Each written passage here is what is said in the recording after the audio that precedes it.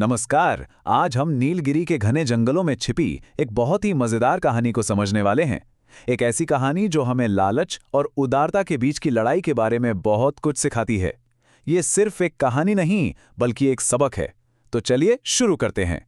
तो कहानी शुरू होती है एक ऐसे समय से जब उम्मीद ही नहीं बची थी। सोचिए, नीलगिरी का जंगल जो कभी हरा भरा और खुशहाल हुआ करता था, अब एक भयानक सूखे की चपेट में आ गया है। मतलब नदियां सूख गईं, पेड़ मुरझा गए और चारों तरफ बस निराशा ही निराशा। यहीं से, इसी मंजर से हमारी कहानी की शुरुआत होती है। ये वो दौर था जब जंगल की हरियाली के साथ साथ वहां रहने वालों की उम्मीदें भी पूरी तरह सूख चुकी थीं। हर कोई बस किसी भी तरह जिंदा रहने की कोशिश में लगा हुआ था। हालात कितने बदल गए थे, इसका अंदाजा लगाना भी मुश्किल है। जहां कभी हरियाली का जश्न मनता था, आज वो जगह एक वीरान कब्रिस्तान जैसी लग रही थी। जहां कभी पक्षियों के मीठे गीत गूंजते थे, वहां अब सिर्फ मौत जैसी खामोशी थी। पूरा जंगल दाने दाने को तरस रहा था।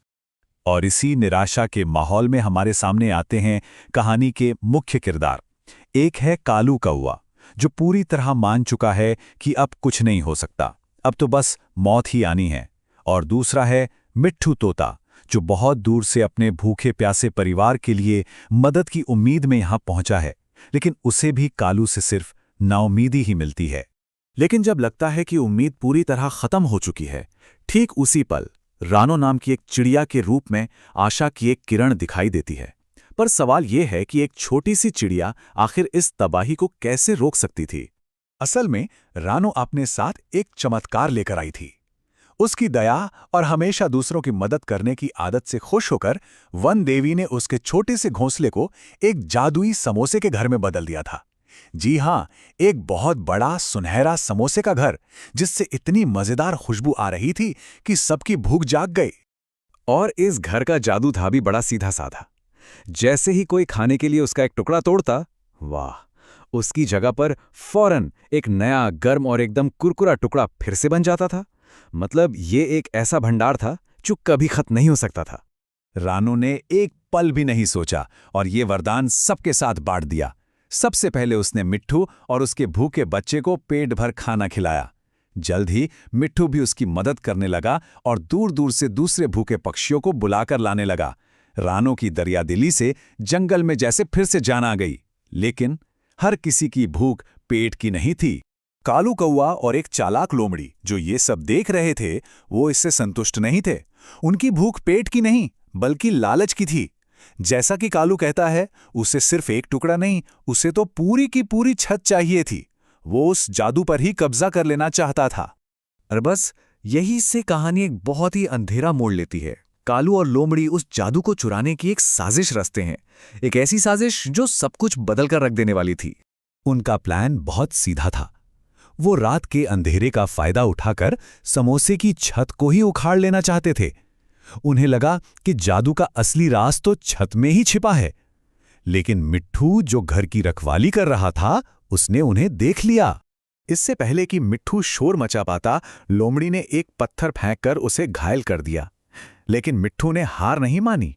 अपनी चोट की परवाह किए बिना वो अपनी पूरी ताकत से कालू को रोकने के लिए समोसे के घर की तरफ उड़ा।